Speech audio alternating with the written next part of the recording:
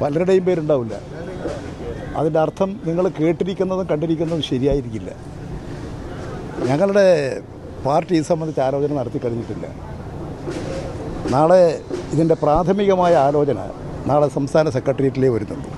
പിന്നെ നിങ്ങൾക്ക് ആരല്ലോ എന്തെല്ലോ പറഞ്ഞു തരുന്നത്, നിങ്ങൾ എന്തെല്ലോ കേട്ട് എന്തെല്ലോ കൊടുക്കുന്നു, അത്രയേ ഉള്ളൂ. മത്സരിക്കുന്നുണ്ടോ?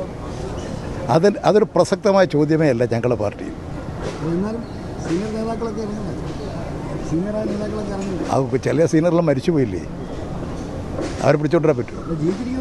അങ്ങനെ അത് ശരി.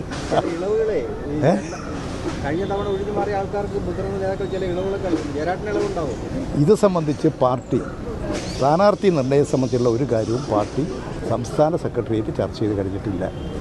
നാളെ ഞങ്ങളുടെ സംസ്ഥാന സെക്രട്ടേറിയറ്റ് യോഗമുണ്ട്.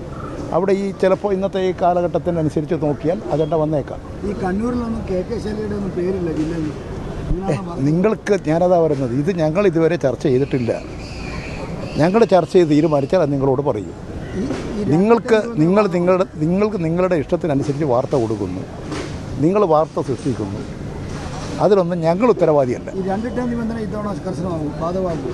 അല്ല, അത് എല്ലാ കാര്യങ്ങളും ഞങ്ങൾ യോഗം ചേർന്നാലല്ലേ പറയാൻ പറ്റൂ. നാളെയാണ് ഞങ്ങളുടെ ഇത് സംബന്ധിച്ചുള്ള ആലോചന യോഗം. പോരെ,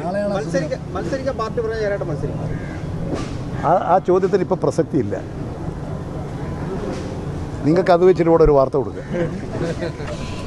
നിങ്ങൾ വക്രബുദ്ധിയുള്ള പത്രപ്രവർത്തകരല്ലേ, വളഞ്ഞ് തിരിഞ്ഞ് പിടിക്കാൻ തോന്നും.